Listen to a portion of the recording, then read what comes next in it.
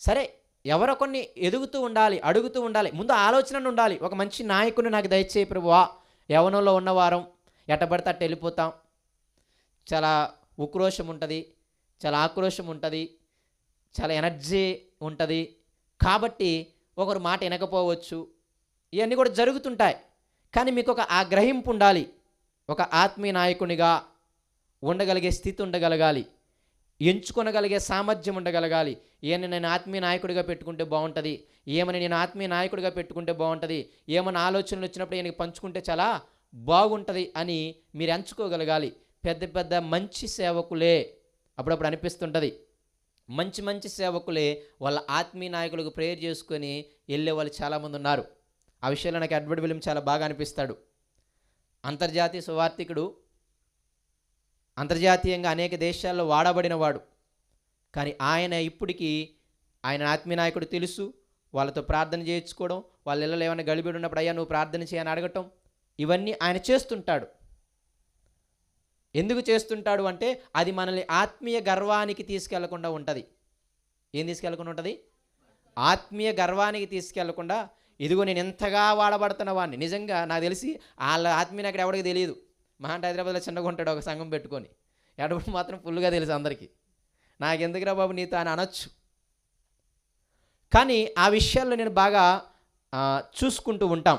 ఇవన్నీ మనకు ఉపయోగపడతాయి, అందుకే చెబుతున్నాను. నేను అంతర్జాతీయ నాయకుడిగా చూశాను ఆయన్ని. వాళ్ళ పాస్టర్ గారు వచ్చినప్పుడు కుర్చీలు వేయడము, మాకు వడ్డించడం. మొన్న ఆర్టీఎఫ్ సెమినార్కి వెళ్ళినప్పుడు వాళ్ళ వైఫ్ ఆయన మా అందరికి వడ్డించాడు అనమాట చక్కగా. అక్కడ చిన్న నైట్ ప్యాంట్ వేసుకొని, ఒక చెక్క టఫ్ వేసుకొని. కానీ అటువంటి చాలా చిన్నోడు కాదు, అమ్మో మామూలుడు కాదు. ఓకేనా? అంటే నా ఉద్దేశం ఏంటంటే చాలా అన్ని దేశాలు తిరిగినవాడు, చాలా నాలెడ్జ్ ఉన్నవాడు అలా అంటారు. కాబట్టి ఇదంతా ఎందుకంటున్నానంటే అవన్నీ చూసినప్పుడు మనం ఎంత ఒదిగుండాలో, మన జ్ఞానము ఎంత విధేయతను చూపించాలో మనకి తెలియాలి. మళ్ళీ లిటరల్గా చూసుకుంటే ఈయనకి ఇచ్చినంత తలాంతులు, ఈయనకి ఇచ్చినంత వరాలు వాళ్ళకి నాయకులకు కూడా ఉండవు. కానీ ఒదిగుంటాడు. జ్ఞానం ఎప్పుడు కూడా ఒదిగుండేలా చేస్తుంది. అదే దానికి సూచన. జ్ఞానం అంటేనే భయభక్తులు కలిగి ఉండేలా చేస్తుంది. అదే దానికి సూచన. దేవునికి వ్యతిరేకంగా చేయాలంటే మన భాషలో చిచ్చుబడేలా చేస్తుంది. ఆడే జ్ఞానవంతుడు. అందుకే సొలొమోను మొట్టమొదటి మాట సామెతల గ్రంథంలో మొట్టమొదటి అధ్యాయంతో ప్రారంభించింది అదే. యెహోవా యందు భయభక్తులు కలిగి ఉండుట జ్ఞానానికి మూలం. అంటే ఏంటి తెలుసా? అసలు జ్ఞానానికి ప్రారంభం ఏంటాయి అని అడిగితే దేవుని యెడల భయభక్తులు కలిగి ఉండడం అంట. జ్ఞానానికి ప్రారంభం అది. అంటే దేవునికి వ్యతిరేకంగా, దేవుని మాటను పక్కన పెట్టి నేను జీవించాలి అంటే వణుకు పుట్టాలి. వాడే జ్ఞానవంతుడు. సో అలాగ చాలా ఉన్నాయి. అయితే ఎందుకు ఈ మాటలన్నీ చెబుతున్నానంటే యెహోషువను ఊరక ఎంచుకోలేదు ఆయన. యెహోషువ చాలా ఎక్సలెంట్ పర్సన్. 15 సంవత్సరాల శ్రమలు ఇవన్నీ చూసి, చాలా చూసి, అన్నీ చూసి, అప్పుడు మోషే తర్వాత ఎవరు నడిపిస్తారని చూస్తే అప్పుడు ఎవరు కనిపించారంటే యెహోషువ ఒక్కడే కనిపించాడు. యెహోషువ ఏం చేశాడు అంటే, ఇదిగో యోర్దాను దాటిన తర్వాత యెరికో, మొట్టమొదటగా యెరికో, తర్వాత కనాను, మొత్తాన్ని యుద్ధం చేశాడు, మొత్తాన్ని జయించేశాడు. 12 గోత్రాల వారికి చక్కగా ఎవరి స్వాస్థ్యాలు వాళ్ళకి పంచిపెట్టేశాడు. ఏం చేశాడు?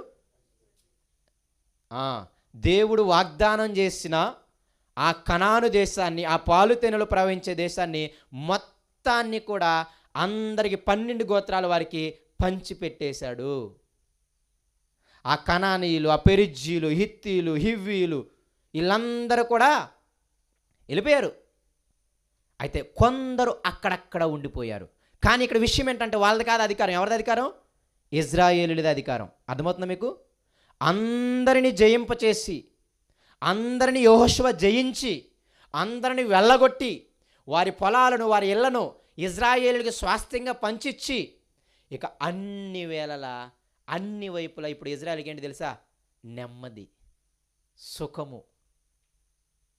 యెహోషువ అంటాడు, మీది కాని దేశాన్ని మీకు ఇచ్చాను, మీది కాని ఇళ్లలో మిమ్మల్ని ఉంచాను. ఎంత బాగా జ్ఞాపకం చేస్తాడో. ఇజ్రాయేలుకి జ్ఞాపకం చేస్తాడు అవన్నీ కూడా. ఎందుకు ఈ మాటలు చెబుతున్నాడంటే మీకు జ్ఞాపకం ఉండాలి. ఇప్పుడు ఎలా ఉన్నారు అంటే ఇజ్రాయేలులు నెమ్మదిగా ఉన్నారు. చక్కగా ఇల్లులు ఉన్నాయి, సొంత ఇల్లులు, సొంత పొలాలు ఉన్నాయి, చక్కగా పండించుకుంటున్నారు. ఎవడు కూడా యుద్ధానికి రావట్లేదు. యుద్ధం చేయాలంటే భయపడుతున్నారు. అందరు వెళ్ళిపోయారు, కనానీయులందరూ కూడా. ఇలాగ నెమ్మదిగా బతుకుతున్నారు. అనేక దినాలు అయ్యాయి. అప్పుడు యెహోషువ ముసలోడయ్యాడు. ఏమయ్యాడు? ముసలివాడయ్యాడు. ఇక నేను చచ్చిపోతానని ఆయనకి అర్థమైంది. ఏమర్థమైంది? నేను చచ్చిపోతానని అర్థమైంది. అప్పుడు ఇజ్రాయిల్ అందరూ సుఖంగా ఉన్నారు, వాళ్ళ సొంత ఇళ్లల్లో, సొంత పొలాలలో. యెహోషువ వాళ్ళకి చుట్టువైపులు ఏమీ బాధలు లేవు, ఎవరు రాజులు యుద్ధానికి రావట్లేదు, నెమ్మదిగా ఉన్నారు. యెహోషువకు ముసలివాడయ్యాడు, ఇక చచ్చిపోతానని అర్థమైంది. అప్పుడు ఏం చేస్తున్నాడు తెలుసా? ఈ 23 అధ్యాయాన్ని మాట్లాడుతున్నాడు. ఇజ్రాయిల్ యొక్క అధికారులని, న్యాయాధిపతులని, వాళ్ళ యొక్క నాయకులని, వీళ్ళందరినీ సమావేశపరిచి వాళ్ళతో మాట్లాడుతున్నాడు. మొట్టమొదటిగా ఏమి మాట్లాడుతున్నాడో జాగ్రత్తగా ఆలోచిద్దాం. ఇది స్థితి. వాళ్ళందరూ నెమ్మదిగా ఉన్నారు, సుఖంగా ఉన్నారు, ఏ బాధ లేదు. ఐగుప్తుల బానిసలు, ఇప్పుడు ఫ్రీడమ్ వచ్చింది, రాజులు వీళ్ళే. అలా ఉన్నప్పుడు ఏమంటున్నాడో చూడండి. 23 అధ్యాయం 1వ వచనం. చుట్టూనున్న వారి శత్రువులలో ఎవ్వరును వారి మీదకి రాకుండా యెహోవా ఇశ్రాయేలుకి ఏం కలుగు చేశాడు? నెమ్మది కలుగ చేసిన మీదట అనేక దినములైన తర్వాత యెహోషువ బహు సంవత్సరములు గల వృద్ధుడాయెను. నెమ్మది, ఎక్కడ చూసినా సంతోషం, ఎక్కడ చూసినా హ్యాపీ. అంత సుఖంగా బతుకుతున్నారు ఇజ్రాయేలీలు. యెహోషువ ముసలోడయ్యాడు.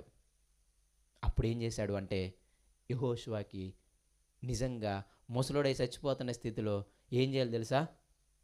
ఆస్తుల పంపకాలు ఏమైనా జరగాలి, అవునా కదా? కానీ ఆయనకి బాధ ఏమొచ్చిందో తెలుసా? నేను వెళ్ళిపోయిందా తెలియదు, దేవుని నిజంగా విశ్వసిస్తారో లేదని ఆయనకి భారం కలిగింది. తన కుటుంబం ఆయన ఇజ్రాయేలుని కట్టుకుంటున్నాడు అనమాట. నేను వెళ్ళిపోయిందా వీళ్ళు ఉంటారో ఉండరో, ఇప్పుడు దాకా నేను ఉన్నాను కాబట్టి దేవుని ఎడల భయభక్తులు కలిగి ఉన్నారు, నేను వెళ్ళిపోయిన తర్వాత వీళ్ళు ఉంటారో ఉండరో అని చెప్పి వీళ్ళతో ముందుగానే ప్రమాణాలు చేయించాలని పూనుకున్నాడు అనమాట. ఇక చచ్చిపోతాను అర్థమైనప్పుడు ఆయన ఇజ్రాయేలు మీద ఆయనకి ప్రేమ పుట్టింది. అమ్మో, తర్వాత నేను చచ్చిపోయిన తర్వాత వీళ్ళు కానీ అన్ని దేవతల వైపు వెళ్ళిపోతే దేవుడు వీళ్ళందరినీ చంపేస్తాడు. కాబట్టి వీళ్ళని నేను హెచ్చరించాలి, వీళ్ళకి దేవుడు ప్రేమని జ్ఞాపకం చేయాలి, అసలు వీళ్ళ పూర్వ చరిత్రని నేను వీళ్ళకి జ్ఞాపకం చేయాలి, దేవుడు వీరిని ఎలా కాపాడాడో జ్ఞాపకం చేయాలని చెప్పి ఆ పెద్దలని, న్యాయాధిపతులను, నాయకులను వాళ్ళందరినీ పిలిచాడనమాట. చూడండి 2వ వచనము.